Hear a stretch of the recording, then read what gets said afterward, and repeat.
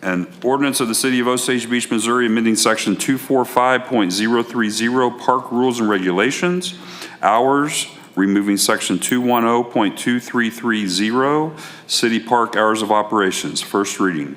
Parks Manager Eric Gregory. Thank you, Mayor and members of the board. As you said, the Parks Department's requesting approval to amend Ordinance 245.030 Parks and Rules Regulations, Section B, to change the operating hours of Phoenix Park from 6 a.m. to 10 p.m. to official sunrise and sunset, aligning with the current hours of City Park. The difference in operating hours between the two parks has created confusion for the public. Additionally, closing both parks at sunset is expected to help discourage illegal activity. Just to add to this, I've been here 4 years and nobody's ever been able to explain to me why the difference is in the two park hours. And I can tell you, working almost 30 years in the industry, nothing good comes from having a park open after dark unless it's a park sanctioned event. So I do recommend approval and happy to answer any questions. Okay, Alderman Hoffman. We have any baseball fields with lights on them? All of our baseball fields have lights, yeah. Right, I thought so. I wasn't sure if they all did. So what if there's a tournament out there that's after dark? At Phoenix, if we do have, very rarely do we have games after dark. The lights do work on Field 2. They're old. If there is games going on Field 2 after dark, then, you know, obviously if somebody's over on the playground or something like that, I don't think that they're going to be subject to trespass. But very rarely are we going to have games over there after dark. But shouldn't we have something in the ordinance stating that? If it's a sanctioned event, a park sanctioned event, Oh, yeah, that's what I put in there, so. I got you. Fair enough. Thank you. Okay. Yep. Other questions? Other questions or comments?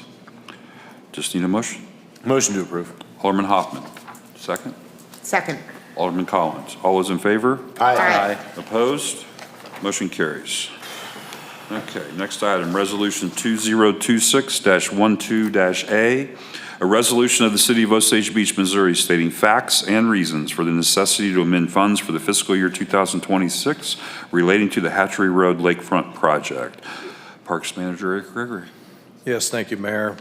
The Parks Department's requesting approval of a budget amendment not to exceed $87,052 to fund materials for paving the Hatchery Road Lakefront roadway in City Park. The Osage Beach Special Road District has agreed to reimburse the city for this expense. A budget amendment is also requested for the Osage Beach Special Roads District project reimbursement not to exceed $87,052. The project will be completed by the city street department. Thank you to Rob and his crew in advance. They're going to be using the new paving machine, which has arrived, I'm happy to announce. Okay. In 2025, the city partnered with the Osage Beach Special Roads District on a similar project, which included paving Hatchery Road to the dog park and maintenance shop. Again, I do recommend approval and happy to answer any questions. All right, thank you, Eric. Any questions or concerns? All right, seeing none, I just need a motion. Motion to approve. Alderman Collins, a second. Second. Alderman Henry. All those in, or George, excuse me. All those in favor? Aye. Opposed? Motion carries. All right, next item, Bill 2652, an ordinance to the City of Osage Beach, Missouri, amending ordinance number 25.103, adopting the 2026 operating budget, requesting an amendment for the Hatchery Road Lakefront paving project. First reading. Eric Gregory, Parks and Recreation Manager. Again, budget amendment not to exceed $87,052 to fund materials for paving Hatchery Road Lakefront roadway in City Park. I have nothing further to add and recommend approval. Any questions or concerns? Alderman Hoffman? When do you foresee finalizing this? And is that dependent on the new paving piece of equipment we got? As I said, the paver is here, and so the survey and plat will be completed on Monday, and that's all the Special Roads District needs in order to pay for, well, reimburse us for the project. I did speak to Rob today, and tentatively looking at possibly later this month if all goes well, but depends on weather and a lot of other factors. Well, I'm kind of leading up to this question because you and I were talking at the dog park yesterday, and you said that there was a piece of state land that we didn't read right, or we didn't know where it was, we had to move the road. Is that a problem, or? It's not, we met, actually, Rob and I met today. It's like a 10-foot section. We're at the sharp curve, first sharp curve you come to.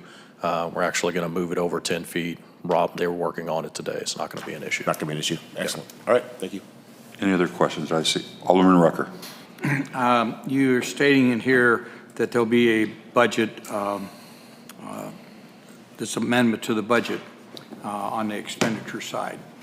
My concern is, Devin and April, I'll address this to you because I'm sure you're going to have to answer it. What are we going to do on the revenue side? It's accounted for in this ordinance? Okay. So we are adjusting the revenue. Yes. I didn't see where we're adjusting revenue at.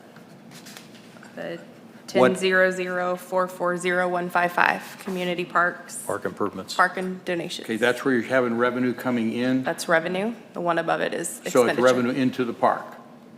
It's revenue into general fund. Going to be into general, because I know Yes. normally when we get revenue from the road district, it goes into transportation, No, and I this- don't want that to happen. It's going into general. Good, you're on the ball, thank you.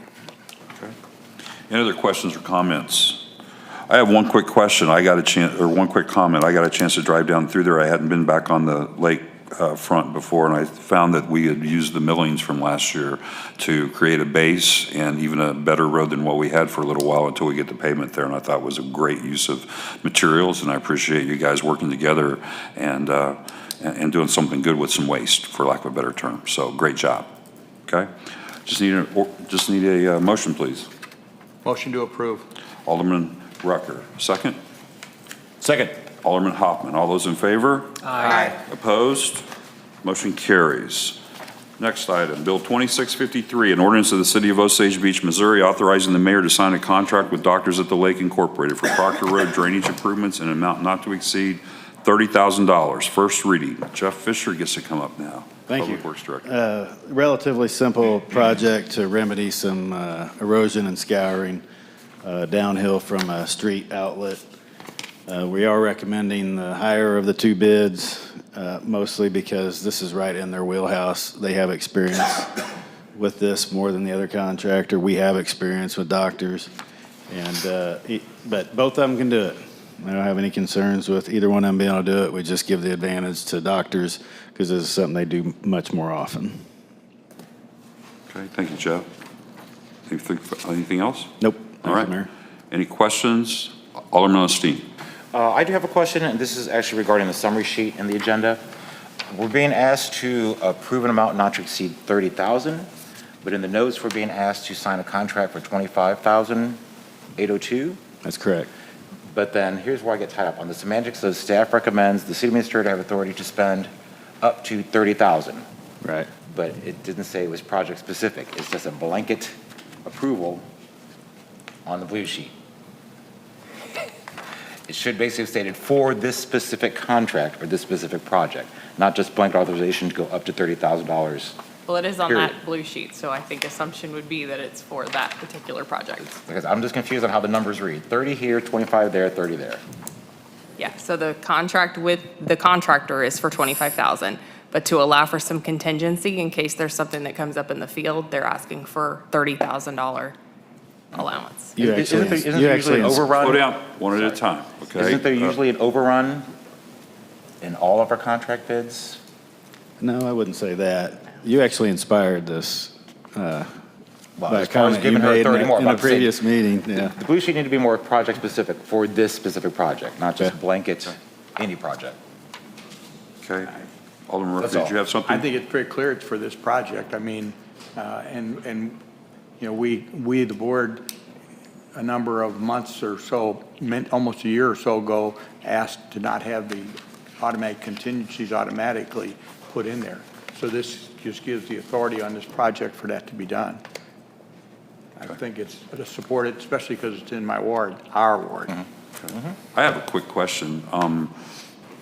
If there's a change order needed, will that change order come back before the board the way this is set up? If there was a change order, I believe that's policy, right? That's what I thought. Yeah. Okay, so If- they're still covered. The idea You'll here- still get to see it if you exceed the contract. Well, the idea here is that if we need more materials, for example, and more rock, Okay, the city could purchase that directly okay, and be more agile on the project. That's the idea. Okay. Yep. okay. Because we're purchasing some of the materials ourselves, we're Yeah, we providing. can. it? Okay, I see. Okay. Other questions or comments? Just need a motion. Motion to approve. Alderman Collins, do I hear a second? A second. Alderman Osteen, all those in favor? Aye. Opposed? Motion carries. Okay, Bill 2654, an ordinance of the City of Osage Beach vacating an easement contained on Lot 1 of the Calfran Commons subdivision in Osage Beach, Camden County, Missouri. First and second reading. Cole Bradbury, this is yours. Thank you, Mayor, members of the board. This is a request by a property owner, Calfran, right next to the property we just rezoned or passed first reading on rezoning to abandon an old utility easement. Public Works, JD, has confirmed that we do not have any city utilities in that easement. I have asked for first and second tonight because this is holding up the closing of the sale of that property. It's been kind of languishing in review for a while. Nobody's fault, but we did tell them that we would ask the board for first and second readings, did not commit the board to that, obviously, given the board's distaste for first and seconds. But staff does recommend approval to facilitate the sale and development of this property. Happy to answer any questions. Thank you, Cole. Any questions or concerns?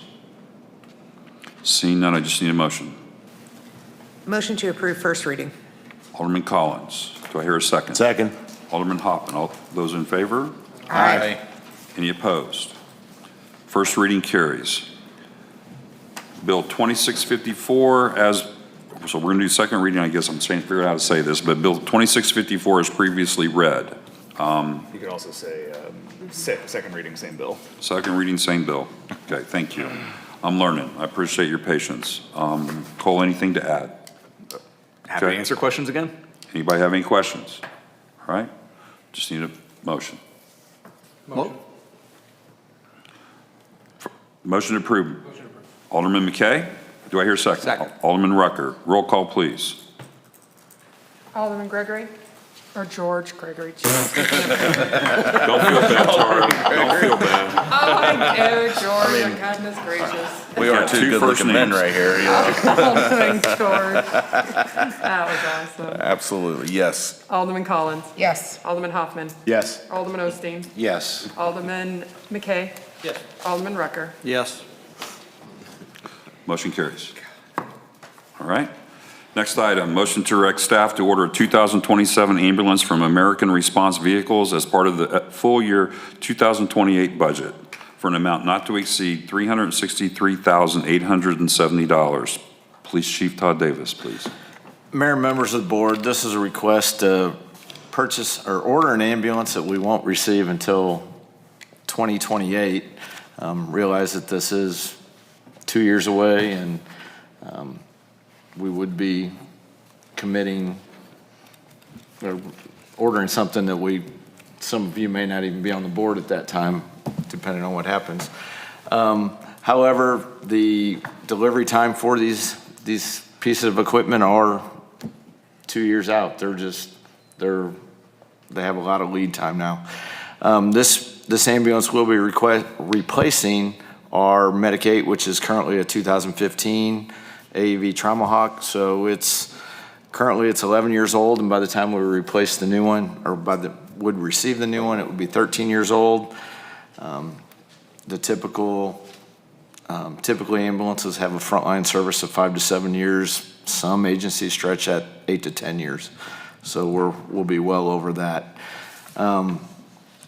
As we continue to grow, our calls continue to increase. A few years down the road, we may be looking at putting on a second ambulance 24/7.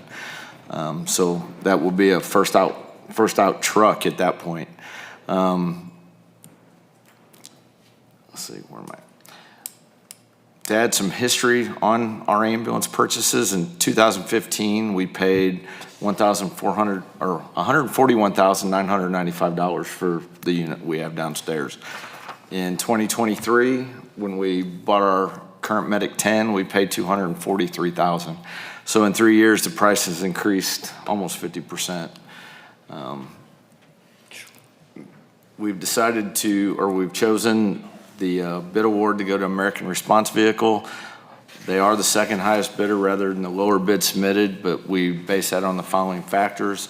Our price will be locked in at time of acceptance, with the exception, I was just told, of possibly a 3% increase on the power load system, which is the COT, the automatic loading.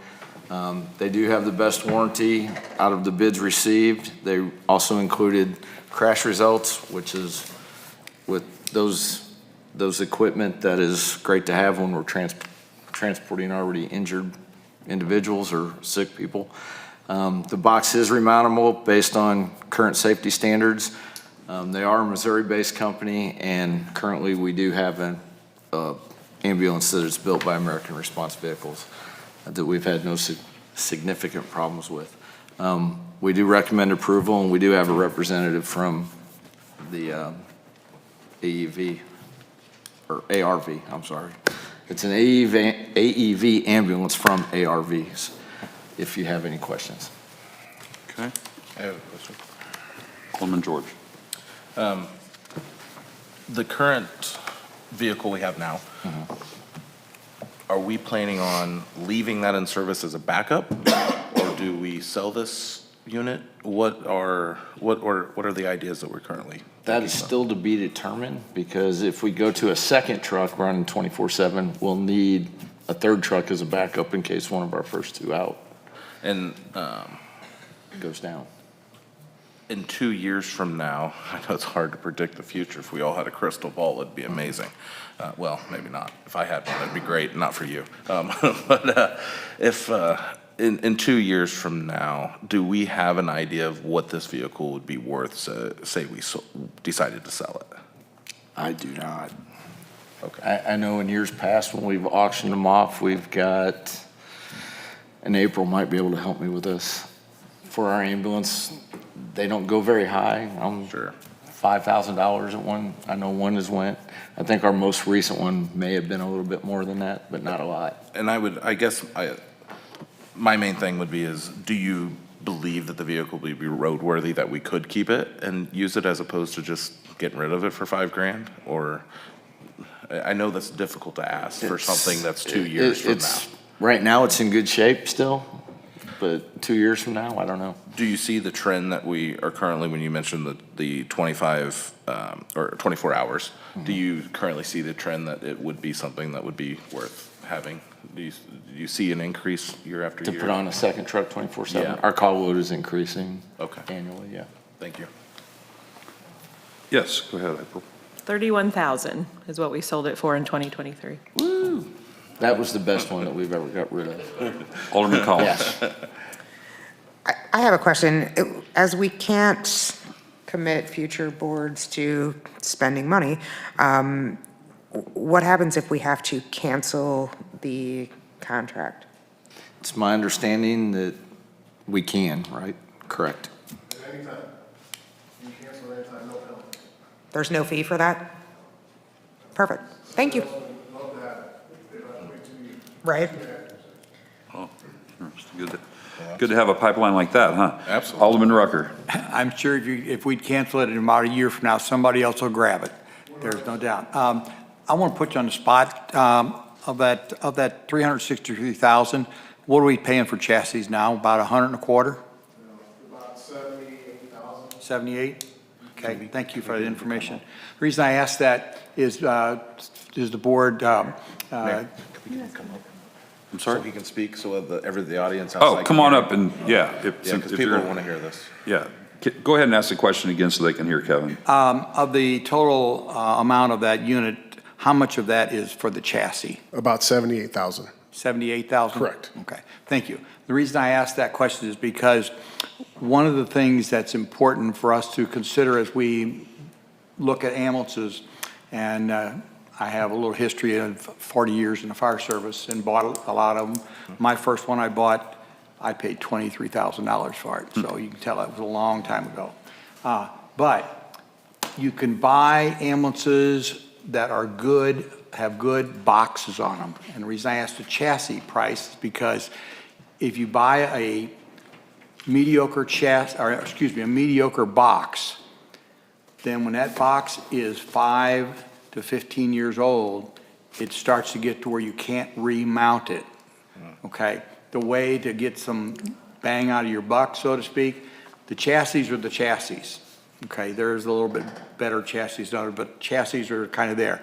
But if we spend a few extra bucks now and get something that's a little bit sturdier built, there's a better chance that when the miles wear out on the chassis, we can pick the box up, put a new chassis under it, and instead of spending $363,000, if we are able to do that now, we could take and spend about a whole bunch less because we can put a new chassis on. Now they'll buy the chassis and there's a lot of work they've got to do. I'm not taking that away, but we can get a lot more bang for our buck. So that's why it's important. I've been advocating spend a few more bucks up front, get a good chassis or a good box that we can reuse the box at least one more time. So I just wanted to bring that up. Thank you for that information. Right. Other questions or comments? Alderman Hoffman. Alderman Rucker, were we not looking into a lease purchase option? Did that never pan out, or? That is included in the packet here. Yeah, but we well, with this one, we would, I mean, I'm talking about the remount on the next time around. Okay. I'll just say that I think it's,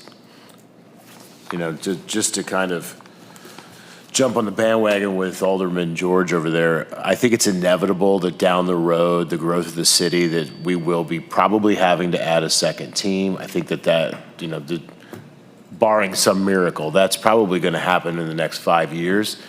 So get this ambulance now, and I rather than selling the ambulance we have, I think we should hold it. $31,000 doesn't mean a whole lot. If we hold that thing, at least we've got that backup. And it's better to get picked up in an old ambulance than no ambulance. Absolutely. So, okay. That's it. Other comments or questions? Quick question. Alderman McKay. So obviously, I've never purchased an ambulance, but I've purchased lots of trucks for business and all that. How did you determine picking this one over the others? The warranty, the crash test ratings, the experience of already having one of their units that we've previously purchased, the one that we're replacing. Because I know there's about a $44,000-$45,000 difference in the bid, so we obviously didn't do the cheapest one, so I'm just curious Right. what.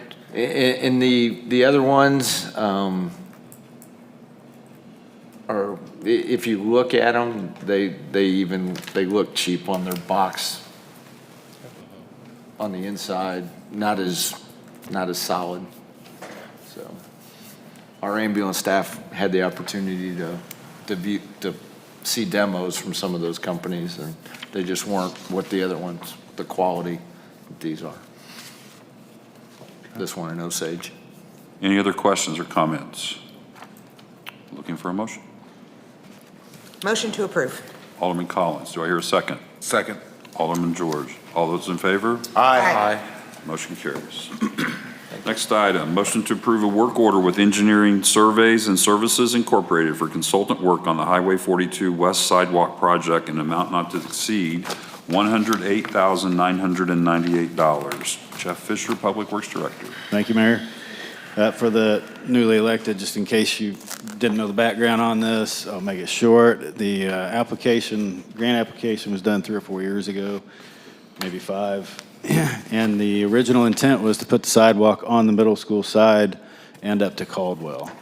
That made sense. It's clearly the easier path. And then somewhere along the way, I'm sure with good intentions, it was moved to the high school side, the park side. Problem with that is it has many challenges, property challenges and engineering challenges. The cost grew quite a bit. In fact, there had to be a budget amendment, I think, in '24 to continue to move forward with that path. But then when I got here and then JD, soon after, he started on the project and it was just not moving forward. It just had too many challenges, and considering the costs, we decided to recommend that we move it back to the other side, on the middle school side, with the estimates. Even after re-engineering, the estimates were like a few $100,000 less. I don't remember the exact numbers, but that's where we're at. And so this would allow us to move forward on engineering for that other side and get going on the project and get it done. Thank you, Jeff. Any comments or questions? Alderman Hoffman. Does this project have anything to do with the bowling alley? And is it in front of the bowling alley or having anything to do with their parking? That was one of the big challenges where we were at. Now we won't have that challenge. So we'll be on the other side. It's going to be on the other side. Okay. Right. I'm sorry, we've gone through 4 different plans, I feel like. Like, there was a plan where it was coming down the side, they were moving over to the other side, and I don't know, there was a rainbow bridge, there was all kinds of crazy stuff. Yeah. So this is all going to be on the other side, and it is not going to impede on the business of the bowling alley, correct? That's right. That's correct. Okay, great, thank you. Alderman George. I have a question, since we are moving it over there, and we're doing all this improvement on the park that we have there. Are we gonna, in this project, do we have some type of crosswalk, some safety crosswalk that goes from there over to the park? We don't, but it is something we spoke with MoDOT about, and it's something we'd like to tackle after this project. So at least the thought is there. The thought to is do there. that, 'cause, Yep, I mean, that's right. big idea is we don't want little kids crossing 42. Yeah. Other comments or questions? Oh, Alderman Osteen. The topic of the sidewalk has been ongoing for multiple years. I seem to believe that we've got prior renderings of the sidewalk where you're proposing it go, as well as when it was a combination of both sides, as well as strictly on the one side, because I'm pretty sure that we had multiple different renderings of how it could look. Obviously, cost is a lot different, but is there some way we can research that? Because I swear we saw multiple options on how to put that sidewalk in. That's the first I've heard of it. I don't know. I think it was not wanted to be on that side because there was a certain business over there they didn't want kids walking in front of, which, I mean, that's just in the past, in my opinion. Alderman Rucker. My memory is that it just always was on the side of the school, and only because we were only focused on the school. So we didn't, unfortunately, we didn't look at the dollar bill, I think, but that's my opinion. But If I could add it was always focused on the Right. school side. I had a conversation with Joni Kringle, I believe is her name, and I believe her perception was that there was a concern about the particular business you're talking about, Alderman Hoffman, and it was originally, the design was to start on the bowling alley side for those who know the area, okay? And that created all kinds of drama, potential costs and so forth. And the decision to move it to the other side makes property owners happy. It saves us a lot of costs, and it's a great decision. And whoever is responsible for that decision, Jeff, Devin, anyone else that I haven't mentioned, great job. So anyway, did somebody else have a question? Continue. I support this, but once again, I seem to remember that there was multiple plans, one of them being a combination of utilizing both, because there was discussions previously of a crosswalk. And I remember the issue, for those that don't remember, on why we basically hit the brick wall on the bowling alley side was for ADA compliance. And we were going to have to order some type of specialty walkway. Yes. Kind of a bridgey looking thing. It was going to be a metal bridge is what it was. Yeah, it was, it became just more than just put it in. And that was going to complicate, Yeah. and that was going to complicate things even more. I got into this in the campaign. I heard from the property owner over there, and as that was being built to support it, it was going to have to encroach upon the existing parking lot, and that was going to create potential condemnations, and it was just way out of bounds, for lack of a better term. So anyway. Avoiding all that. Yes, and we're avoiding all of that. So any Alderman That's all I have. Collins? Are you able to expand at all about the preliminary conversations you've had with MoDOT on getting kids across 42? Yeah, we discussed a few different options, like a hawk signal. So the What's that? pedestrian could push a button light comes on, they cross, stops traffic, maybe go down to 35 mile an hour instead of the 45 that it's at now in order to do that. But there's variations of that kind of pedestrian crossing we'll look at. Okay. Any other, Real quick, George. on that as well, when it becomes, since that is a state road, does that cost fall onto us? Or does that cost fall onto the state? It's typically going to fall on the city to figure that out through another TAP grant or something like that. Okay. Yeah, but we could do all we can to get a cost share. Sure, thank you. Anything else? Okay, looking for a motion. Motion to approve. Alderman George, do I hear a second? Alderman McKay. All those in favor? Aye. Aye. Opposed? Motion carries. Okay. This next item is a motion to approve appointment nominations by Mayor Ross to the Joint Sewer Board. First of all, the reason this one's coming up now is because in the ordinances that this one is done first to accommodate the officers for the Joint Sewer Board that are elected in the May meeting. Secondly, I want to say that I appreciate Alderman Rucker's work in the past, the asset work, everything that he has done, and I appreciate the fact that he has been offered to help Alderman George as he transitions onto the board. So with that said, are there any questions or thoughts? Alderman Hoffman. I just want to second what you just said, Alderman Rucker. Thank you for all your hard work on that board. It is a kind of thankless job, and I know how much time and effort you put in, and I appreciate it. Other comments? Alderman Osteen. Yeah, my concern with this is the wealth of knowledge that Alderman Rucker is taking with him that we'll never be able to pick up on after how many years on the board? 17 or so? Part of this nomination, Yeah, since it's but thank mine, you. I will just say is because I want to transfer that knowledge somewhere. Yes, Okay? agreed. I want him to help someone be just as smart, if not smarter than him. Yes, so thank you, Kevin. All right? Any other I will just tell you that I've already got a file, a digital file. Sure you do. And a notebook that is waiting for you that you will get an email on probably this weekend. Need to bring a truck, does he? Alderman George. Well, I take it as an honor and very privileged that you would spend the time with me. Thank you. Yeah, and we appreciate you offering to be on the board. It's not exactly the favorite board to be in sometimes. Understand. Okay. Any other questions or comments? With that, I just need a motion. Motion to approve. Alderman Hoffman, do I hear a second?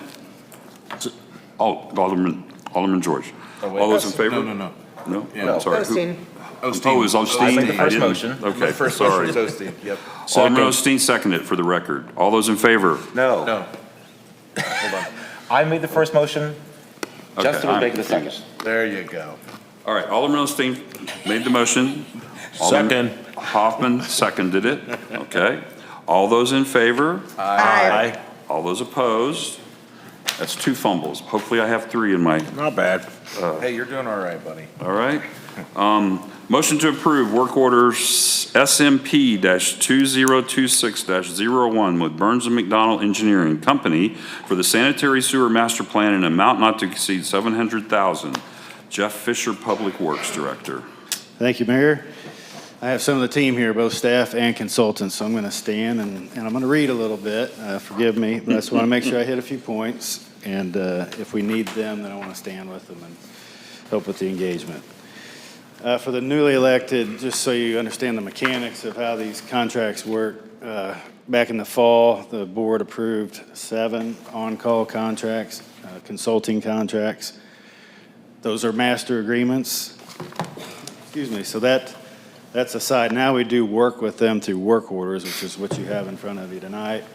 If they're under 25,000, the city administrator signs off on those, and if they're over 25, the board approves them, the mayor signs them.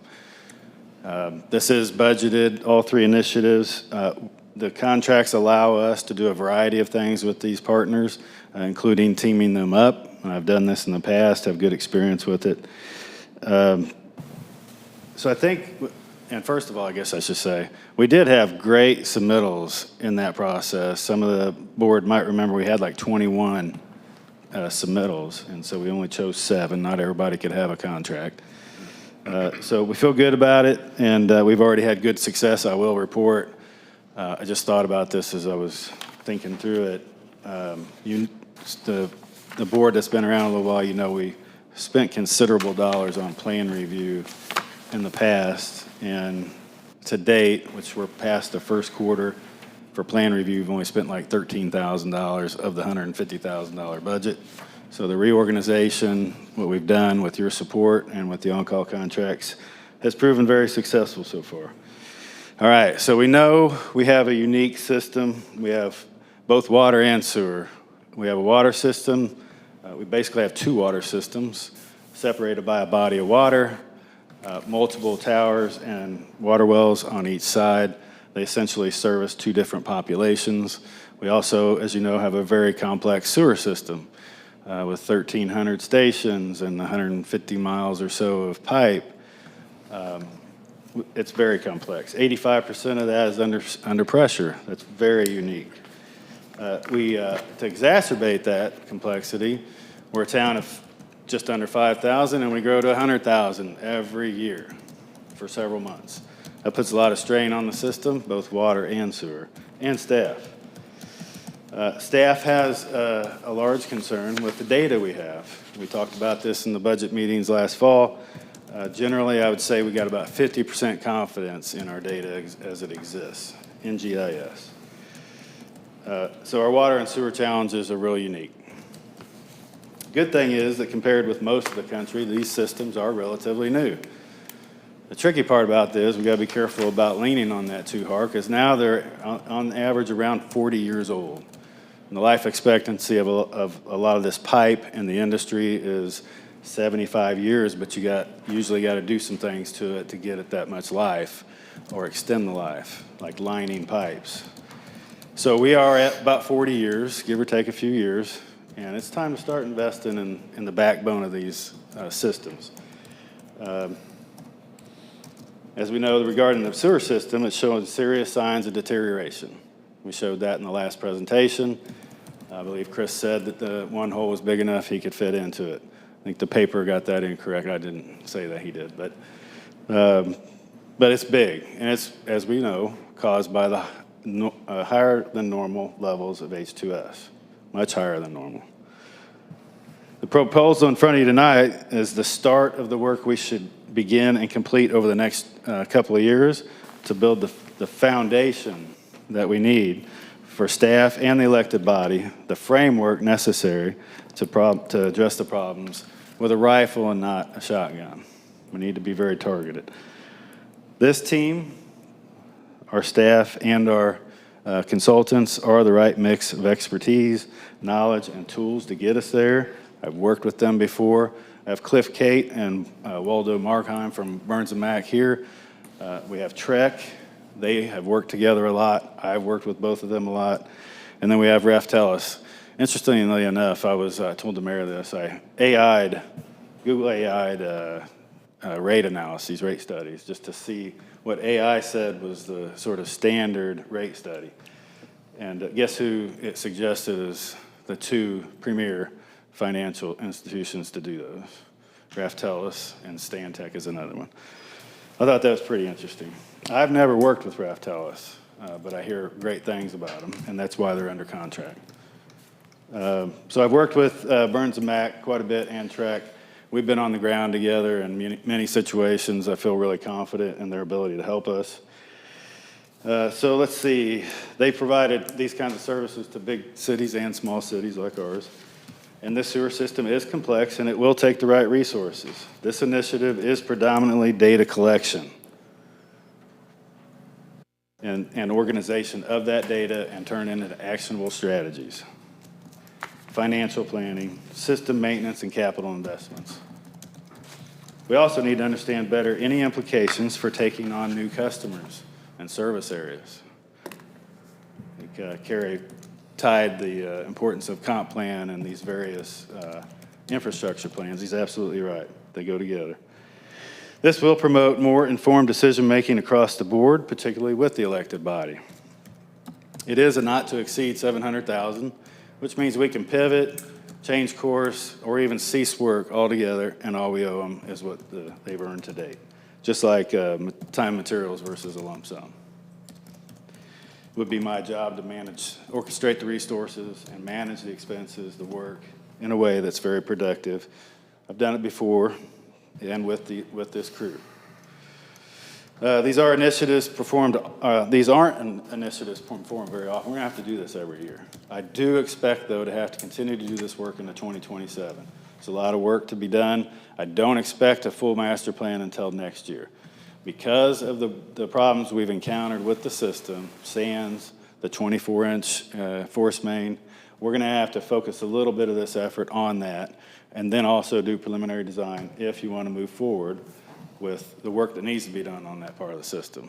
So it can be real fluid, but you will get a master plan eventually. And by the way, master planning, whether it's, you've already got a water, essentially, we're recommending you do a sewer master plan. We'll get to that. It's pretty standard across the country. Cities have master plans for their infrastructure. As Carrie Ann pointed out, it is important to the comp plan as well. They all differ a little bit just based on the city's circumstances and their own needs. But we're gonna be different from Columbia, different from Belton, different from Kansas City, different from anybody else. And that's okay. But the important part of this initiative is the data collection. We've got to improve our confidence in the data. I can't have a locator out there not sure where things are, do his best to locate it, and then a contractor comes behind him, puts a hole in the ground into an 18-inch force main, causes spillage into the lake. You just can't do that. So I'm confident this is the right approach. I'm recommending that we move forward on that, and I'm happy to field any questions you have. Okay. What questions? Go ahead, Alderman Hoffman. I guess I'll get the party started here. I got 3 or 4 questions here. So is this 700K already budgeted? It is budgeted. It was $300,000 for the master plan, $300,000 for the data collection, which was split between the 3, transportation, water, and sewer, and then $100,000 for rate analyses. Okay. So that's essentially what we get for the 700K, is those 3 things? Yep. Right. It's extreme focus in those 3 areas. Okay. Can we break them up? You know, just hypothetically, one of them's 300,000, one of them's 300,000, one of them is 100,000, correct? Right. So, you know, it looks like we're wanting to approve all 3 of them for 700K. Why didn't we break that up into approving one at 300 and another one at 300, another one at 1? You could. I just didn't see the sense or logic in that when we're going to have 3 of them collaborating with staff, doing all 3 initiatives at the same time, roughly. Burns and Mac will invoice us per the TREC, per the Raftellus work. We'll pay the bills accordingly, just like we normally do. So the GIS, which is that's 300,000, right? The data collection, right? Yeah, and we're looking for finding pipes so that when a developer digs, they're not hitting stuff. Right. Which I'm sure, you know, over time, we're moving to everything digital, everything was paper. There's probably a bunch of flaws and stuff where we don't know where stuff is at. I know we've accidentally hit stuff several times while I've been on this board. That seems to be the most important one to me. It is. And not just location, but condition, asset conditions, like we found with the 24-inch. We need to know that's coming before it happens. Okay, so I'll just say I'm 100% on board with that part of it, and I just am gonna kind of listen to everyone else's questions about the other 2, because the rate study was 100,000? Yeah, 50,000. That's, and what's the other portion, the other 300,000? Master plan. Master plan. Mm-hmm. To me, the rate study is the least important of the 3, but that's answering my questions for now. Yeah, sure. Thanks. Just before we continue, if you don't mind, Jeff, I asked this question too the other day. Tell me why I believe you said that the rate study was second most important, is that right? It is. That's Okay, right. could you explain that before we go on? Absolutely. Whatever we end up needing to do with the sewer system, that's driving my sense of urgency. I'm very confident we're going to have to replace the 24-inch, at least from Sands to Lowe's roughly. That was 20 million, roughly. We don't have 20 million cash. That's going to require a bond. And I would suggest you do some very diligent financial planning before you decide to ask the voters to support the bond. I would say you need, and the mayor's been big on this, multiple conversations, 5-year projections, revenues. We ought to know roughly 5 years from now what our expenditures are. That's why the CIP is so big, right? The CIP is very important to your rates. Well, you just got your first 5-year CIP. You haven't had that. Now you got a 5-year CIP, and it's going to have millions over that 5 years, if not tens of millions now.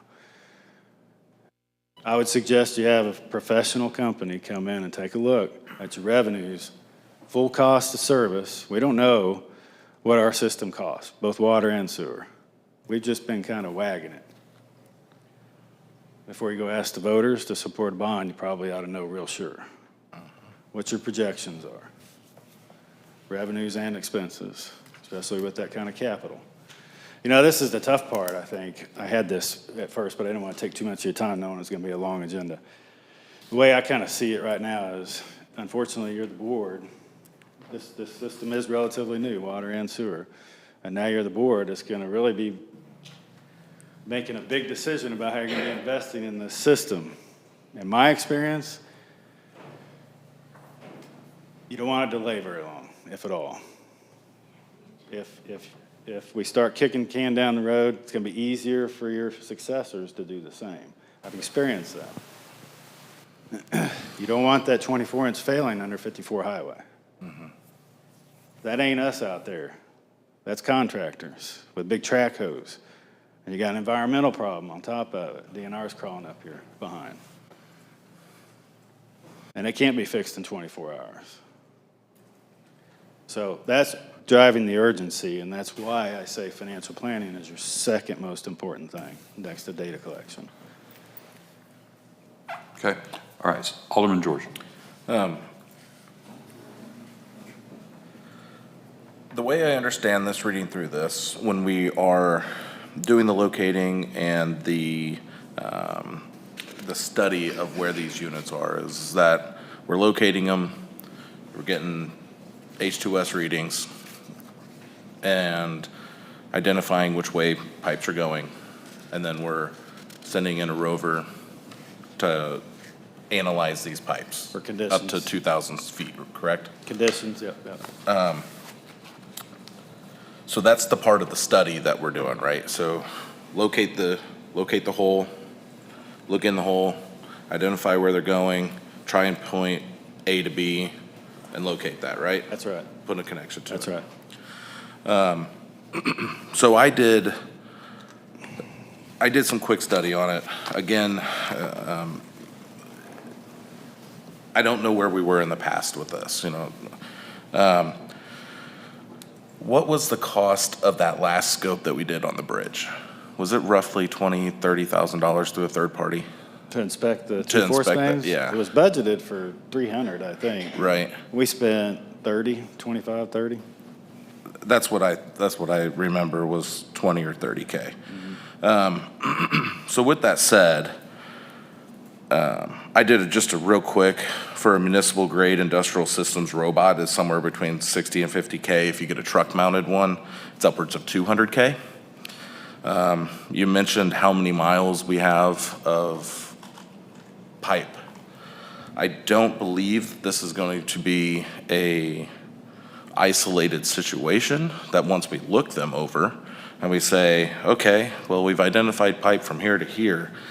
I believe that it's something that would, on this particular situation, kind of like what Alderman Hoffman said, is separating this out. I look at this as, one, we have a GIS employee. We have H2S readers. And if we were to purchase even the municipal grade industrial system that's not mounted, we're looking at 6 to 50K. A truck mounted one, like I said, is upwards of 200. We would then own the equipment we need to then be able to service these systems in the future, as opposed to paying $20,000 to a third-party company to investigate this, right? I then looked into what it would cost for a pipeline certification, having somebody that's NASCO, PACP certified, which is the sewer standards, and then somebody that's also AMPP corrosion certified. Those run roughly $800 to $1,200 to have somebody certified. When I run those numbers down and I think about how we can spend our money wisely for the city, I think about the future of maintenance, not just what we can do now. You're looking at systems now where you're going, gosh, I have to fix stuff. I have to look backwards and see where we were. We budgeted for $200,000, but we still spent $30,000 which would have been close to buying our own rover. I think in this particular subject subset of this study, I lean more towards that part being taken out. We look into purchasing it ourselves and using our team, training somebody on our team to be certified to be able to collect that data, use our interns and use our GIS employees to be able to assess that, but then also allow for us to have something in the future that's going to save us a substantial amount of money. Because every time that you have a break or you have, I don't know where this is, you're sending in a third party to investigate this. I just see the prices compounding when if we were to purchase this now and use this over the next 2 years, I believe that section of it should be something that we should maybe take on as opposed to third party. One as well with that is that we as internal are gonna have a better understanding and knowing exactly where these are as opposed to just, hey, it's GPS here. We're gonna have somebody in staff that has physically looked at these, had a true understanding of what these pipes are. And then as we move forward with this master plan, when we do go and ask for budget, we have this machine that we can keep up with.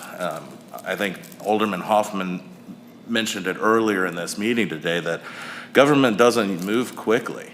And when it comes to doing something with this master plan and changing this could be a 7 years from now. But in that time that we have 7 years from now, we're gonna have to do some repairs.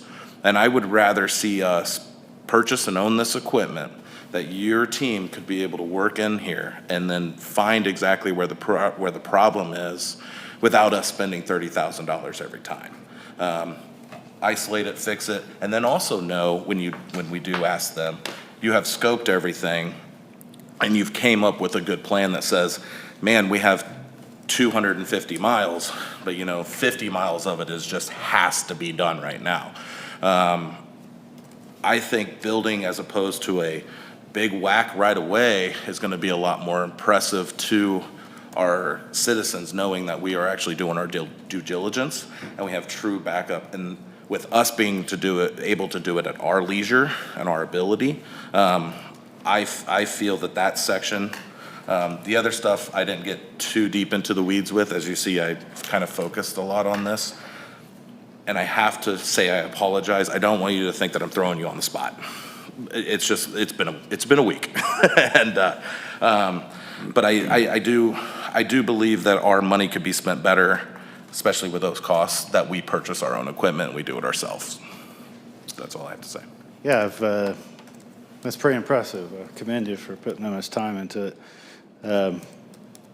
Make a good case. I've never had an elected official make that kind of business case. I can only tell you that I've been doing this for a little while, and I've had to do those same business cases a few times. It would take a while to accomplish just getting those resources on board. And then I would tell you, after a couple of years, you're rarely going to use that stuff. And then you got to maintain it. And right now, we don't have the staff to do all that. We just don't. And I'm not one of those. I'm saying we shouldn't have the staff to do it because I don't think the business case is strong enough versus using other resources. If we can't be good at it, I like to have others that can be good at it and do the work. Right. And I've had good success with the outside resources. So you make a good case, really good. I'm just telling you from my experience, I would not go that way. There just will be limited use for that kind of equipment and that kind of training, and it will take us so long to get the equipment and the training, and then start to put it into action. I don't think we have that much time. I really do think we need to get on top of this much faster. I applaud that. I thank you very much for the accolades. When I did look into it, the courses are pretty common, and the industrial grade is something that can be purchased pretty quickly. But again, remember, we've got 1,300 stations right now. We're having trouble just getting on top of the PMs for that and take care of the reactive stuff that keeps happening. What if There's not enough staff to equip that even approach. if I understand, so even if we had that, and let's say we were to hire temporarily for this project alone, a couple employees at $30,000 a year to locate and help assist, we're looking still at 60, 70, we're still at a positive $100,000. The scopes that the robot and whatnot that I'm referring to, it doesn't have to be the $200,000 truck mounted one. They have municipal grade ones. And again, looking into it, I noticed that they also have special pricing for municipalities as well. And with those, I mean, I've been a home inspector for 8 years now, somewhere around there, and I have a robot that I use for crawl spaces, running through water, doing the whole thing, and I can assure you that I haven't had any problems with it, and it's used on a daily aspect. I could see definitely the $200,000 truck, because now we're talking about motors and we're talking about that, but a robot. We do have a camera. We already have a camera. That can go. That can record, yeah. 2,000 feet? Not 2,000 feet, no.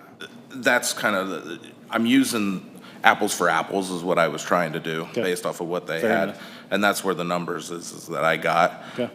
And like I said, they were pretty readily available. I think that the education to somebody would be beneficial for us in the city, because we do have such a complex system that I really do believe that hiring somebody having somebody full-time that we anticipate being with us in the longevity, get the course, you know, it's like I said, it's $1,200, and then it's I think it was a 2-year or 3-year renewal process, and then we hire some temporary, even if we get a couple more,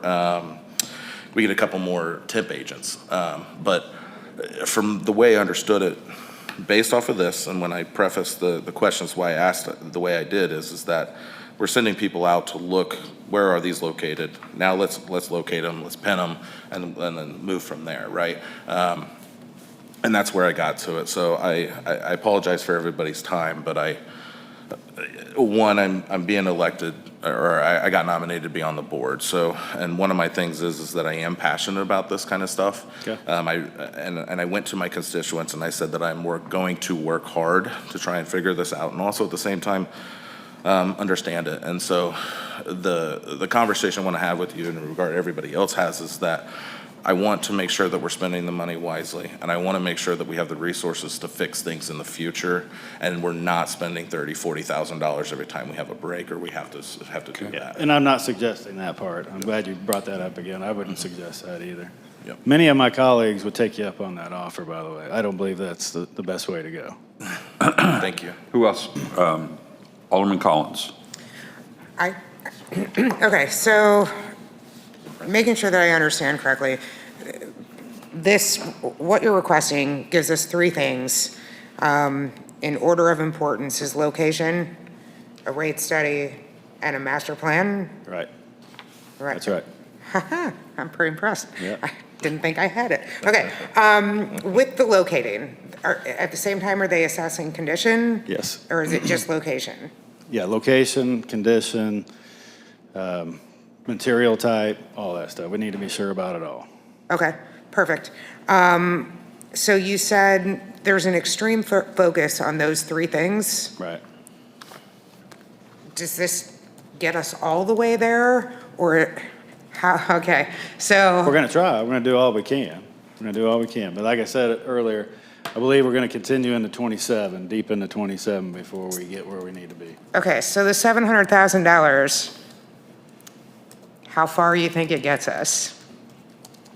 I understand this, I'm asking for a guess. What and we need to I be able to. understand that. Yeah, I understand. I appreciate it. What we're looking to do is get far enough that we can start projecting based on the information we have at that point, when things need to be replaced, sort of on a 5-year or 10-year, build that CIP. I hope by the end of the year, we can improve to 70% confidence. Okay, And I got on my board, I showed the mayor, it's 80% data collection by the end of this year. So I'm managing expectations. My goal is 80%, but okay. we don't have as much time. If we'd have started earlier in the year, it's my fault we haven't started earlier, we might be closer. So how much of our sewer system do we know where it is and what condition it is when the $700,000 is spent? I'm going to say 70, 80%. Okay. All right, then you said the rate study is your second most important aspect of this. I think, everybody knows how I am with studies, but I need to understand what we get from a rate study. What do we get from it? Okay. Well, that I know of, the city's never done one, which is a little bit unique. I'm going to reference AI because it did a great job of breaking it down into sort of the parts of a rate study. I've been through I'll say 4 or 5 rate analyses studies. I've been trying to avoid using study, honestly, because I know you guys. Good idea. All right. It doesn't help to change the word, just, it doesn't help. Savvy, though. Savvy, that's right. So the first phase is data collection as far as the financial review, the operational data, the capital, and then debt service, which is pretty simple for us, fortunately. Second's revenue requirement analysis. It's operating expense projections, estimating future O&M costs, accounting for inflation, chemical usage, labor. Capital funding strategy, determining funding sources for the CIP, funding sources. Financial health benchmarking, setting reserve fund targets if they're needed. So some of this may not be needed because we may have some of these in place, which I believe we do. So remember, it's a not to exceed. If we don't need it, we don't spend it. Cost of service analysis, that's a big part of it. Grouping costs by function, treatment, transmission, distribution. I can guarantee you we don't do that. Class allocations, residential, commercial, industrial, we have some of that. Based on usage and peak demand. I promise you we haven't accounted for peak demand. And then fixed and variable costs, which I told the mayor and Devin, that'll be a subject for this board. There'll be a few points in here that you as policy makers will weigh in on. What do you want to allocate to fixed versus variable? And you need to be consistent about it going forward. I noticed in the past, adjustments have been made to each separately or at the same time. Do we have a rationale for that? I don't know. And then rate design.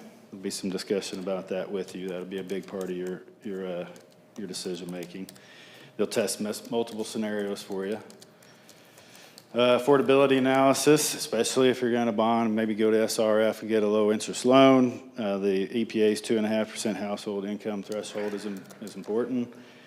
You don't have a customer assistance program. Legal compliance, working with Cole. And then some presentations, and there was one other, debt service coverage ratio. We probably have that built into our current model, but I can't tell you we do. And the people that are doing this, that's the majority of the work that's going to be done. They're really good at this. And I haven't, even in all my experience, haven't had anybody on staff, big city, small city, doesn't matter, that can do it the way they do it. Okay, so in the interest of time, this is the first read, and I'll support the first read for sure, but in the next 2 weeks, could you get me like a completed what this looks like so I can see what we get delivered at the end, essentially? For the rate study in particular? Absolutely. Yeah, So yeah, I I can can do at that. least visualize Absolutely. what we're buying. Yeah. Oh, okay. I thought it was a first read. I can still do that. I'm happy to do that.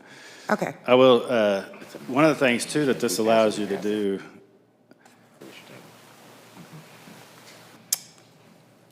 Go ahead, Jeff, One of the please. things that this allows you to do is look, again, multiple years out and adopt rate structures multiple years out. It's not done as often as I think it should, because I think, especially for the business community, if you can adopt rates multiple years out, it gives them predictability. Always, the board always has the right every year to review it and decide if they want to move forward on it. But if you adopt those rates multiple years out, they have predictability. Business community likes that. So I think that's always good practice. Alderman Collins, do you have more questions, or you good? Give me 15 seconds. I can come back to you if you'd rather. I think I'm good. I Okay. appreciate it. Alderman Thanks, Jeff. Osteen. Welcome. This is a lot to digest, and a lot of this is like you're speaking Chinese to me, because I don't understand half the things he does apparently concerning water and sewer. I have brought this comment up multiple times when we discuss studies or analysis, and it's the data and what they're utilizing.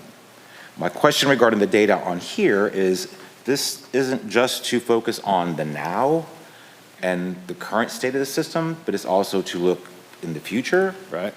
So I'm just curious, in that data collection, are we basically pulling numbers from all of the developments and projects that are in the initial stages of development or are mid-development, such as the outlet mall with the projections it's going to bring in another 800,000 people per year, or the Oasis bringing in another 1 million visitors per year? Because obviously that is our system. Those are bodies that are going to be utilizing our water and sewer systems. Yep. So I'm just curious on, have those discussions been made with the people that you're asking us to approve the service for? They have. Yes, you can always look at standard numbers for growth across the board, but once again, we're an anomaly here. Yep. And if you look at not just peak times, which you reference, it is, okay, peak times based on what criteria and projections now. But now let's pull all these other projects we have passed, Oasis, Outlet Mall coming up, Arrowhead Development. Are those numbers going to be part of it? Okay, we're going to utilize another 10 million people per year using the system. Yeah, eventually regarding the sewer, we'll have a good idea of that. I'm not as worried about capacity in the sewer system as I am the water.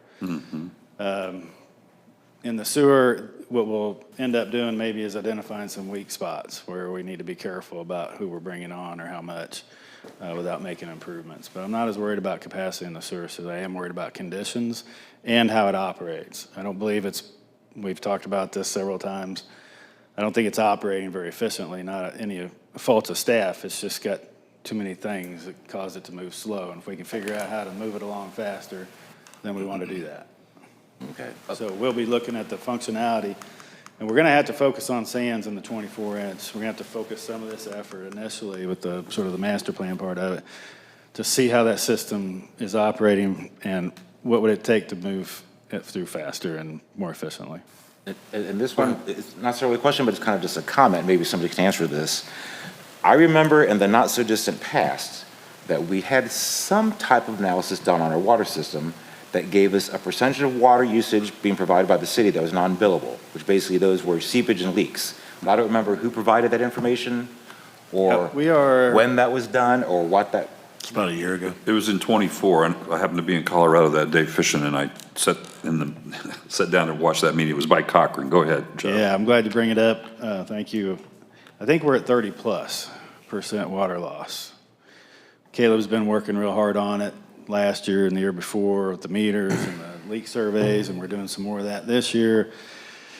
And considering, no rate increase this year, I feel decent about that because of if we can get that 30 down to 10 over the next 2 years, maybe you don't do the increases this year, maybe you don't do it next year.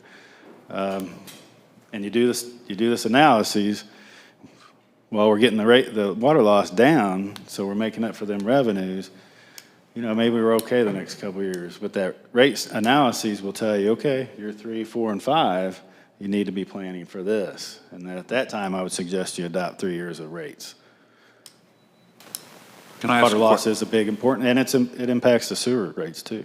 Along that line, have we done any measurements, or do we have any knowledge? I know we've done a bunch of effort, Caleb, around reducing that water loss, okay? And as I best recall, Cochran estimated at that time, I'm assuming it was somewhat accurate, around 35%. Do we know if we've reduced that significantly yet? I think we have. Yeah, we're Only 5 to 8%?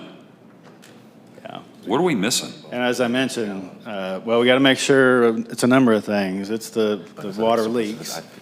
It's things like the fire department recording their usage as accurately as they can and sending that to us so we can account for that. It's community things, make sure they're measuring. And I'll tell you, I was out with JD maybe a couple of months ago over in Harper's Cove, I think. A contractor was hooked up to the hydrant and taking water and putting it in his deal. And so I asked him, I said, you know, did you get permission to do that? And of course he didn't. He was good. I said, well, just make sure you go over and see Stevie and let her know how much you just used, and don't do that anymore. You can come over to the shop, and we let people take water, and we record how much they use. So there's those kinds of things. There is administrative loss, you know, the meters, the billing part, you know, so we can do those things. But I'd like to dial in on that just a little bit, if you don't mind. As I recall, that 35% was isolated to one side or one specific area of the water system versus broadly across the system? Yes. Okay. Do we have any idea why we haven't been able to reduce? I was under the impression that and I'm sorry, I know you guys did some work, I wasn't here for a year, that kind of thing. But I'm surprised that that's all we've reduced it with the focus that we've had on it. What am I missing, or was the expectation too high? Expectation is not too high. Some of the issues that we have ran into is, so we had McKinnon Creed come in last year. They did the leak study. They found roughly 35 leaks. Some of them were very small hydrants, just going through Okay. through the weep holes. We have repaired them.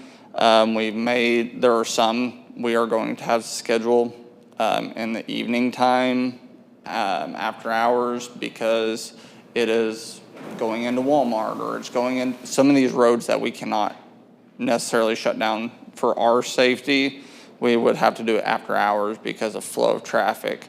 We have also been looking very heavily into some of our larger meters, 3-inch and bigger. We are going to be making some purchases and replacing them. Some of them are getting 10 years old or older, and I think that will help significantly on our water loss. Okay. All right, thank you. Sorry for taking over. Who else has questions or comments? Alderman Hoffman. Just kind of hearing Alderman George's plan, or I guess we can call it a plan, which I found very interesting. I always like to, if we're going to invest, let's invest in stuff that we can use down the road too. I do kind of lean towards what Jeff was saying about, I have a feeling it's going to take a long time to implement it, and I'm not sure we're in a position to wait on stuff. But I wouldn't be opposed, since this is a motion, to table this for 2 weeks just to take a deeper dive into what you're suggesting. Just throwing that out there, an idea. Well, and maybe a hybrid of that is it. Yeah. I might take you up on a few of those parts like later, like so that we have that long term. Yeah. I'm not disagreeing with parts of it. I just orchestrating all of it. It's going to take some time, and I don't think we're getting as much value as you think we might get long term. Okay, I'm going to let Alderman Rucker go because he hasn't spoken yet. I think this is a project that we've been talking about for quite some time and has a lot of validity, and we should move forward with it. I listened to Alderman George. I do believe that there's many times we need to look at potentially that way of maybe accomplishing things. With this situation, though, especially with the most recent information we found on this big 42-inch main, or the big main, I believe there's some sense of urgency to find out just what we've got out there. And the only challenge I have with what you've presented is it's going to take some employment. I have a problem with part-time people. I have a problem with doing that kind of work, and we're going to want somebody to be here on staff to be able to use this piece of equipment. We need a long-term employment. We're not going to be paying $30,000 a year for them people. We're going to be up in the closer to 80 to 100,000 with benefits and et cetera, et cetera. So we are going to be more expensive there, and that has to be included in it. So I just think that approach, I think, is not a bad approach on some items. I think on this one, I lean more towards, I'd like to have the answers tomorrow so we can be putting a plan in place, getting ahead of this situation. I know Alderman Hoffman has been a stickler on get the smell out, get rid of the smell. And here's a way we can be proactive. This is being proactive to that. And I think it is, and I think we're at a time and place with our development going on that we need to continue to be proactive with getting ahead of the blow up that's going to be happening. So that's where I support this to move forward and get this data for all those things, the rate information, the best way to fund this project. It's a big chunk of change, but I think it'll give us a lot of information. But I do appreciate your research. Yeah, absolutely. I applaud that. And again, I just would plant that seed to the staff on a lot of projects as we move forward. I just think it doesn't fit for this one, though. But I think the philosophy has a lot of value. Thank you. Alderman McKay, you're the only one I believe that hasn't spoken yet. I'm going to give you a chance before anybody else goes if you want to take it. I'll tell you, Alderman George brought up a good point. I like the fact of trying to do as much in-house as we can. I don't know how long the training would take and to get the equipment set up, and if we're at this crucial of a point to, need to start tomorrow, that's where I'm trying to just waffle back and forth here a little bit. I do like doing things in-house. I think you've got staff that could adapt and learn that system, and I think that's something we need to look into for the future. Yeah, I agree. I think there's things we can do later and have the long-term benefits you're looking for. Alderman, I thought it was Steen. Did you? Okay, Alderman George. Since we have the study guys here, I'm assuming that's you guys in the back, right? Yep. Do you mind coming up? I have a couple questions for you. Mayor. Yes. I just want to real quickly, the road paver, the piece of equipment we just purchased Yes. is exactly your philosophy. Yes. Right, absolutely. Yes. I understand.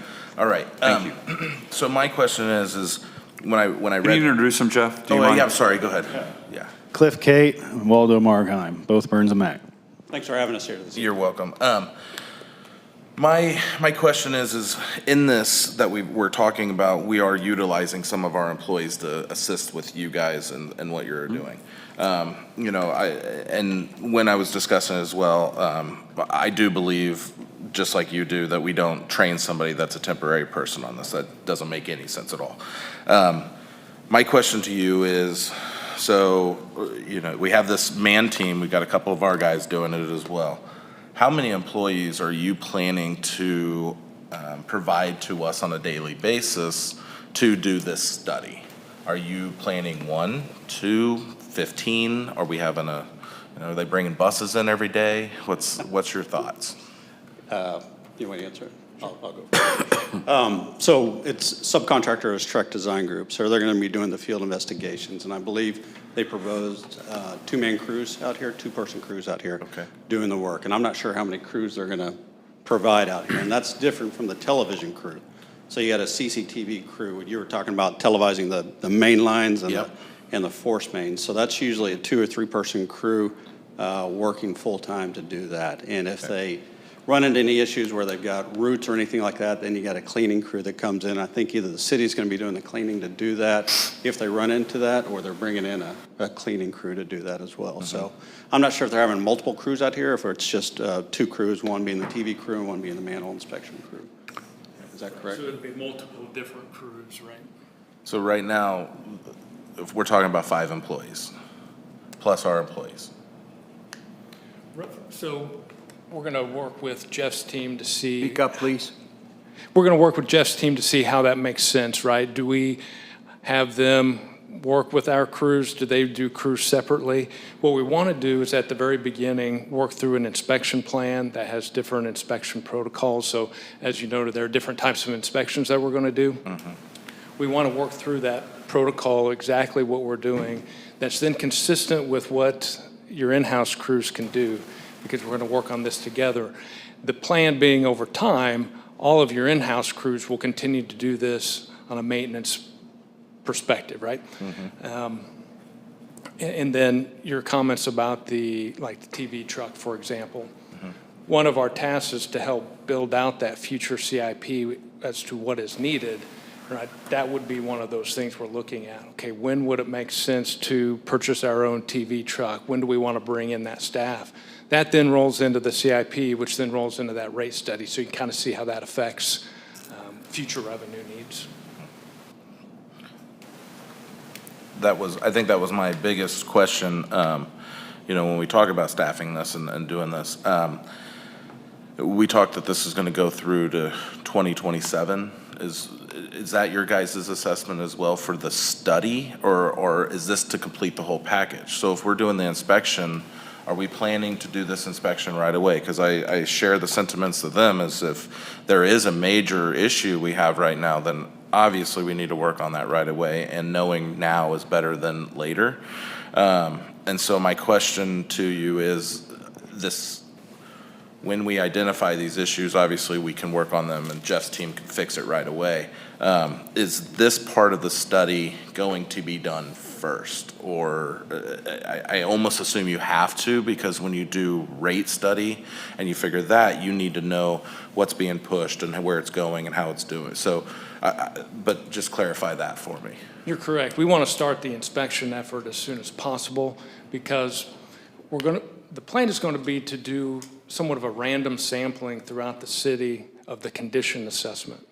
That way we can kind of start to project what we think we're going to need for repair and rehab throughout the entire system, so we can start planning for that in the CIP and then the rate study. But everything kind of feeds down from that initial condition assessment and then those projections from there.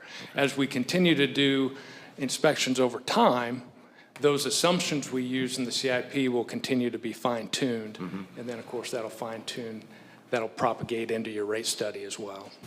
And then how long do you think it'll take? Obviously, you haven't been in our sewer, so it's going to take you a second. But as a best guesstimate in this industry, what do you think that part of the study would take you timeline-wise? Oh, goodness. I wish our subs were here to help discuss the manpower piece. You can bring them next time. 6 months, 6 to 8 months. Okay. So Hey, that's super quick. Like, that is actually, I was thinking you'd say a year, and I would have been happy with that. But again. So 5 months it is then. We're not, at this point, Jeff has some goals, for example, at least locating 80%. Yes. We won't get condition assessment of 80%, but again, we want to get enough of that random sampling to project out and then develop the plan for getting to 100%. What does that look like? And then lastly, when I was reading it, 2,000 feet, the camera guys will go through all of our system, correct? The ones that they can fit. Obviously, they're not fitting a 2-inch hole. We're not doing that, but the mains and all that will be assessed in this, all in its entirety? As long as it can be reached, right? You got 2,000-foot cable. If we don't have another manhole, we can't put it in, and we can't meet from both sides. There's going to be a section that obviously is going to be hit, but is the plan to have it completely scoped, the whole system? That would be great. The challenge with our system is it's under pressure. We don't have many access points. Okay. So we're limited on how much we can get in there and take a look at things. And we don't so, have like he shut-offs said, we either, got to do make we? some assumptions eventually. Right. We want to make sure we're making as educated assumptions as we can. This just, there's no gravity to speak of. It's 15%. So it's very difficult. We got to cut sections out for the most part. Understood. It takes, I mean, that's, Yep. we don't want to do that anymore. We have to.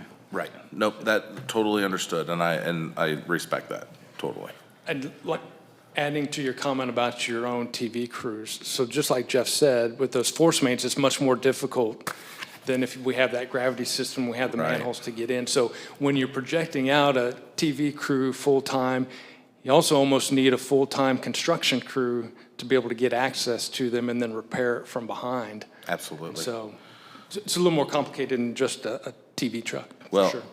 that's all I have, and the clarity that you guys just gave me is tremendous, and I lean more towards these guys over here, but I really would love the aspect of understanding the maintenance side of it and knowing, I do truly believe that some of the stuff that we're dealing with today could have maybe been prevented if we had some early on maintenance and know of it.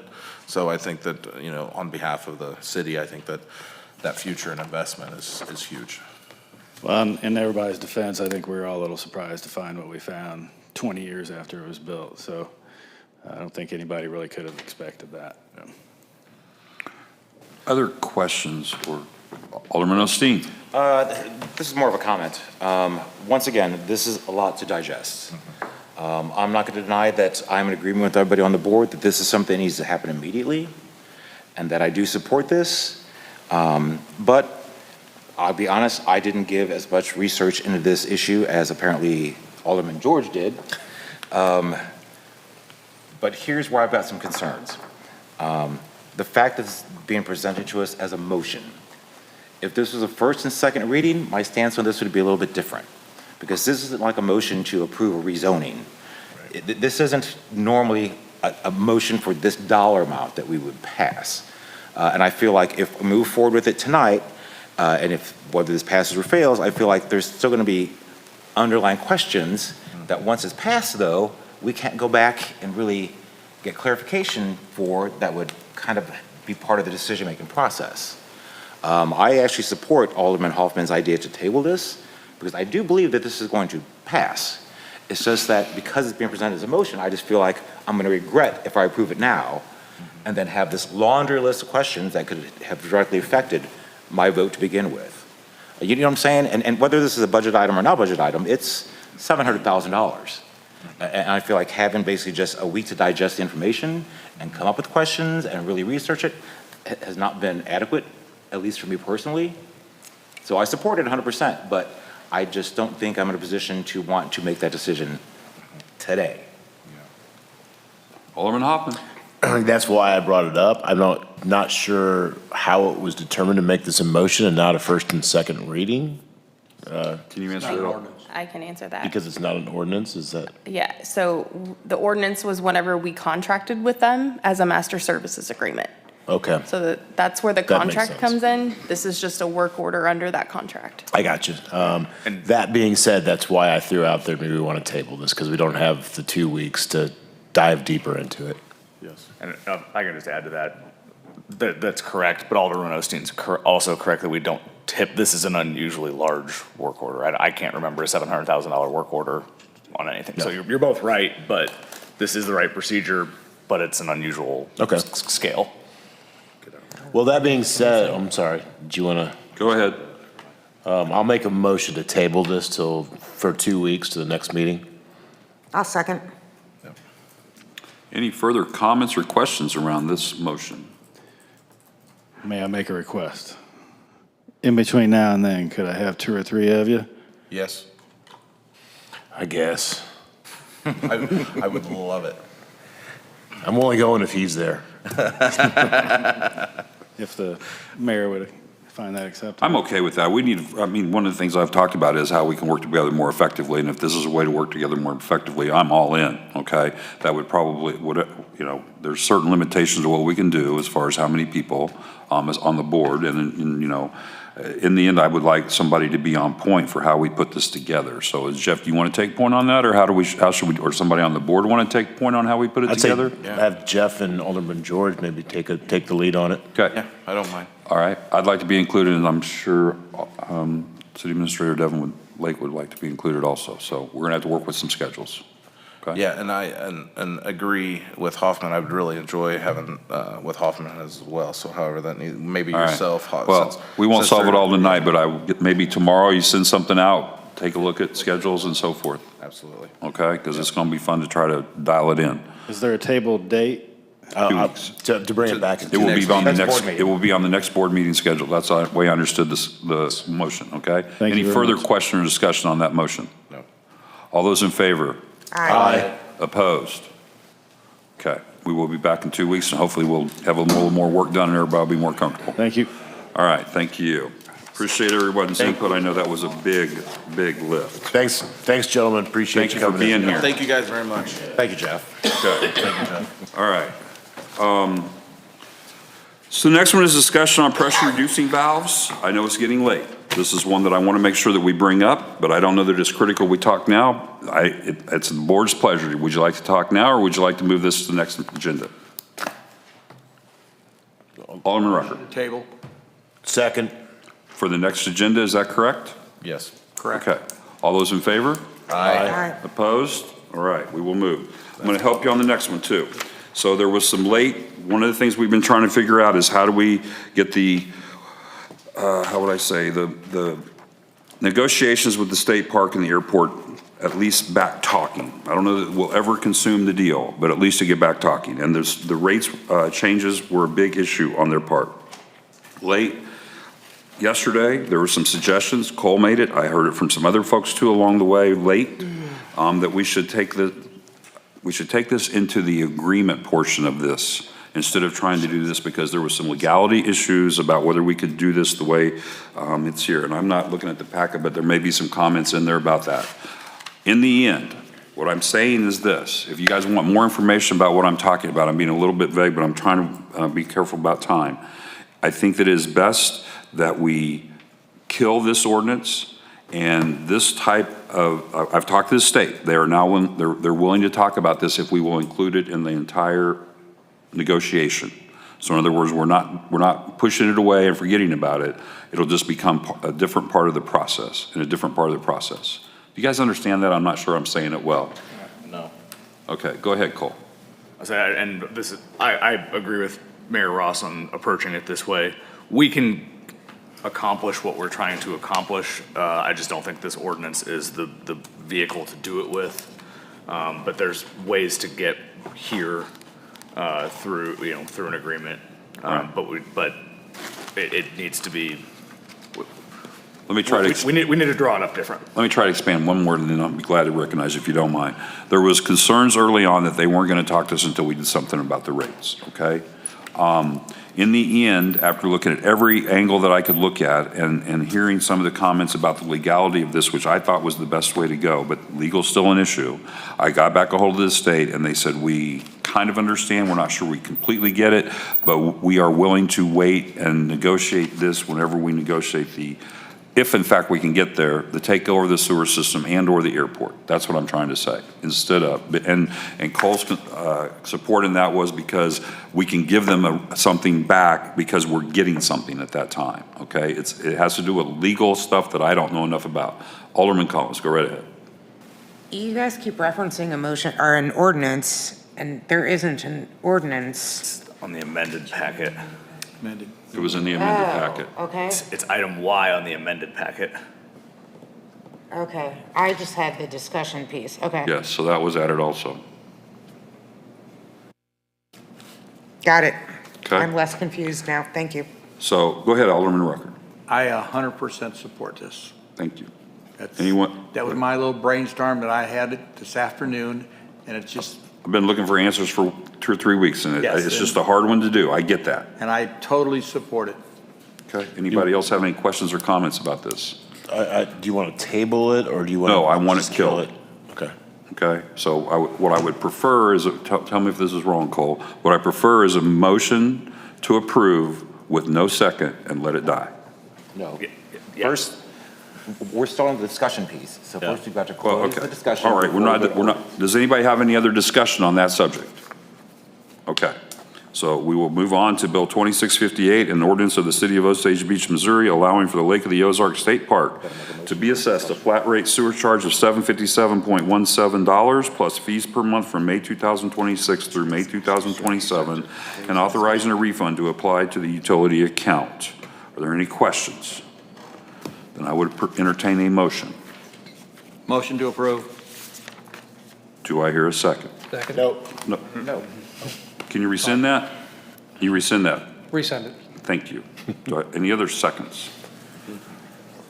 This bill dies. Thank you. I know that was confusing. All right? All right, we will get to move on now. Is anybody, are we okay to keep moving, or does somebody need a bio break? I'm going to the bathroom regardless, so. Okay. All right, so we'll start with staff communications. City Administrator Devin Lake. I'll keep it really short. I sent the email to the board regarding strategic planning for June 23rd. If that doesn't work for you, if you could let me know as soon as possible, and we'll try to get that scheduled. And then I want to congratulate Jeff and Chris and all of the sewer team for their award for the MML Innovation Award. We're going to get to receive that in our town at MML in September. So that's exciting. That's all I have. Did you say June 23rd? Yeah. Correct. Can I expand on that for a quick second? Kevin, I know that's a burden on you. We tried to pick that week because there was no other meetings that week. I told my wife that. Right. She said, why do they always pick them when Would you we're in St. Louis? is I it- said, because that's the week there's nothing else going on. So I guess throw some ideas out, but keep in mind, we can do it on a week where we have a meeting, but then that's just more meetings that week. So I'm not sure how to work with everyone, but anyway, go ahead. I'm sorry, Assistant Administrator April White. Thank you, Mayor, members of the board. I just wanted to, especially since she's here, congratulate Stevie Hines on Yes. being awarded Employee of the Awesome. Quarter. Stevie in the house. Employee of the Quarter for first quarter of 2026. Very well deserved. And then I wanted to recognize Ron and Michael and Chief for their excellent coordination on that very volatile overnight project where they had to power down the building. Because of their coordination, it was a success. I also wanted to recognize Systems Administrator Travis Jenkins and Lead Dispatcher Haley Scott for their individual commitments to that project as well. And then also very excited about the MML Innovation Award for our sewer endeavors. Congrats to Jeff and Chris, but also big congrats and thank you to Eric Hundelt, because he was very committed to that submission and pulling all that information together and making it look all professional and great. So if you're listening, Eric, thank you. We miss you. This week is Missouri Local Government Week, so I also wanted to thank all our officials and employees for their dedication to keeping our community vibrant. It's also Clerks Week, so I wanted to recognize all of our clerks for their vital services that they provide our community. And then wanted to recognize Abby and Maddie, open enrollment. It went very well this week. We had a lot of positive responses from employees about bringing the vendors back in-house to facilitate open enrollment in person for our employees. So thank you guys, good job, and that's all I have. Thank you. City Clerk Tara Brewer. Thank you, Mayor, members of the board. I want to recognize my front girls, my team. They held down the fort while I was on a much-needed vacation. They did a great job, and that's all I have. Thanks. Thank you. City Attorney Cole Bradbury. Thank you, Mayor, members of the board. Congrats, Jeff and Chris. That's fantastic. And the true Director of Public Works, Stevie. Yes, house mom. And as you all know, but for the public, we have a TIF Commission meeting next week. We have a plan that we intend to submit and seek approval from the TIF Commission. And then we will come back to you all for the next stage of that process. So I look forward to seeing lots of updates in the not too distant future. Thank you. Building Official Ron White. Sorry, I wasn't prepared. Thank you, Mayor. I just wanted to report to you all that the repairs to City Hall following the glycol spill, I forgot Chief again, have been completed and did come in under budget, under what you all approved. We saved about $2,000 due to all of staff's willingness to kind of clean up along the way. So our bill that would have been around $2,500 for cleanup by their crew was only about $500. So after it was all said and done, it was about $500 out of our pocket because that pretty much covered our deductible. So thank you to all of staff for that. And I was going to echo what April said. Thank you to IT Michael Bean, Travis Jenkins, PD Chief Davis and his staff. The coordination to take this building down from utility power was quite an undertaking. It never happened in the existence of this building. So I learned a lot along the process. And lastly, I just want to say Happy Mother's Day to all you ladies out there who are with child or otherwise deserving. To you, Ty. Smooth. Thank you, Ron. And to you, Carrie.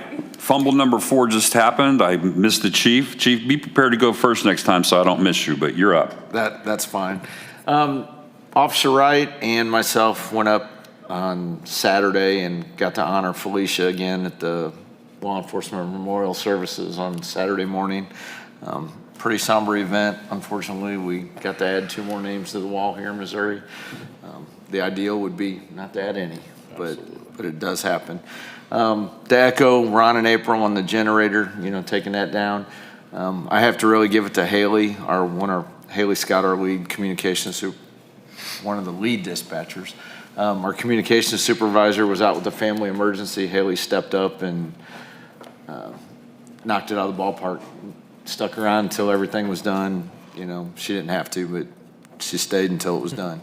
And then came back in at 3 o'clock in the morning to set it all back up. So kudos to her. And we got 2 new recruits that started the academy on Monday, Joshua Marchbanks and Damian Lanou. So in about 4 months, you'll see them in here getting sworn in and hitting the road.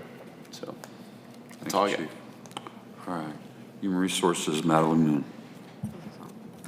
Thank you, Mayor and members of the board. Open enrollment. I need you all to make your benefits election for your health benefits by next Friday. So whether you're keeping the same plan or if you're opting out, a couple of you, if you want to opt out for the first time, please see me. Abby and I are happy to help you all with getting into that tool and getting that done. And that's all I have. Thank you. Parks Manager Eric Gregory. Thank you, Mayor. Youth League started Monday night. It's underway, and that's in addition to rentals from our slow pitch softball league. So basically, by the middle of May, we'll have something going on every night through the week for several months at City Park to include weekend tournaments. So very busy time for Parks in addition to other projects that we're coordinating. The new playground is coming along. We're going to pour an ADA sidewalk in the next week or 2 and waiting on some other parts. Really want to have it open by Memorial Day weekend if all goes well. We're going to try. Very excited about it. The road paving project, as you all know, is scheduled, if all goes well, later this month for the lakefront property. And I'd just like to take a minute to thank the Parks team. They've been working very hard. We have a great team, and both parks, despite the construction in Phoenix, City Park especially looks extremely nice. If you haven't been down there lately, take a drive down, take a look, and see any of the Parks team, say thank you. That's all I have. Thank you. Airport Manager Ty. Thank you very much. Just real quick, I'm not sure if I need to recognize this person or what, but just in case some people didn't see April's email, we lost one of our employees from the Grand Glaze Airport a few weeks ago. And I'd just like to recognize him publicly. Excuse me. He did receive a 25-year service award from the city a year and a half ago. But a lot of people don't know that Leonard Shelton, he actually worked at the Grand Glaze Airport 15 years before the city took over. So he spent 40 years operating the Grand Glaze Airport. And talking about losing institutional knowledge, we lost a bunch with him, and he's going to be greatly missed. I had the pleasure, he probably wouldn't say that, of working with him for 17 years, but he was also a personal friend of mine for over 32 years. So he'll be greatly missed. Thank you. Here, here. Aye. He will be missed. Public Works Director Jeff Fisher. Thank you, Mayor. I also want to commend Eric Hundelt on the submittal because it was an outstanding submittal, probably the best I've ever seen for that kind of thing. You might recall we're bidding the water and sewer service line project, which is to move and protect service lines before we go out and pave the streets or resurface them or put microsurface on them. That is good practice. This is our first year doing that. We're doing that ahead of the pavement work we're going to do starting in September. The contractors that are bidding on this in the pre-bid conversations strongly encouraged us to whoever wins it to give them the green light as fast as possible so they can be done by August so we can start doing the streets on time. So I would like to request 2 reads at the next meeting on that project. And then Alona Point, I told the neighborhood group out there and Mr. Marsky had a report tonight that they are on track to meet design guidelines for those road improvements. I can't tell you they've got alignment around how they're going to fund it, but they are hitting the design guidelines. So if that does come before you in the future, you'll know I've been monitoring that and they're doing well. That's all I have. Thank you, Jeff. City Planner Kerry Patterson. Thank you, Mayor. I've had enough to say tonight, so I think I'll pass it on to you. Fair enough. So I'll try to be quick, but there's never enough recognition. Congrats to Chris, Jeff, the team, Eric. Typically you go last. Typically, the board goes first. Oh, I'm sorry. Bacon change. It's been a late, I've been up since 3:30 this morning. I apologize, okay? Do it the way you want to do. You have No, that that's prerogative. okay. Anyway, I apologize. Fumble 5, okay? So, Alderman Osteen. I just have a few things, and this is regarding staff or our employees. And these are just some requests. For those departments that employ multiple individuals or have multiple employees, I would ask that in the department updates at the end of the meetings, you give us an update on staffing levels versus vacancies or open positions. It's always nice to know where we're at basically per department for those that employ multiple people. It's just a request, but I think the board would benefit from just knowing that information. My second request, this goes back to our staff and employees, regarding board meetings as well. When we have projects that are bid out, there doesn't seem to be quite a bit of continuity in how those are presented to the board. Sometimes all bids for a project are attached, sometimes just the bid that is being recommended for approval is being attached. Sometimes we get a summary sheet, basically just gives us the breakdown of the costs per bid. So I'm just asking that, number one, we get a little bit more uniformity on when bidded projects are being presented to the board, not just driven by costs, not just driven by personal relationship, but if you give us some quick summary on why this specific contractor is being awarded this contract versus why these others were basically not in the running. I.e., it came back to they were giving us a bigger scope of work for the cost.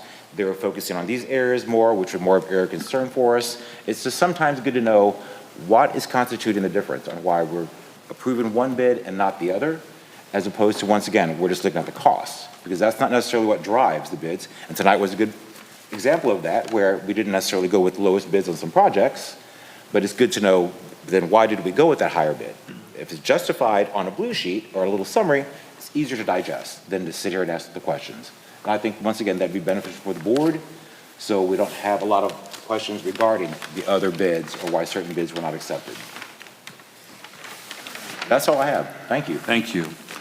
Alderman George. Thanks for letting me talk. I'm done. You're tapped out? I'm done. Alderman Collins. My brain hit overload about 15 minutes ago, so I have nothing tonight. Thank you. Okay. Alderman Hoffman. Yeah, I just want to throw something out to the public. Data centers have been a hot topic in Camden and Camden County recently. Behind the scenes, myself and some of the staff members and the mayor have been working on this issue for a month or two, so we are a little bit ahead of the curve, I think. You can expect to see something in front of Planning and Zoning in early June, and then it'll be coming to the board. And that will be all I'm going, and then we will be opening it up to a public hearing. So the public should know now that that'll be the time to come in and lay it on if you want to. Is that all? That's all I have tonight. Thank you. Alderman McKay.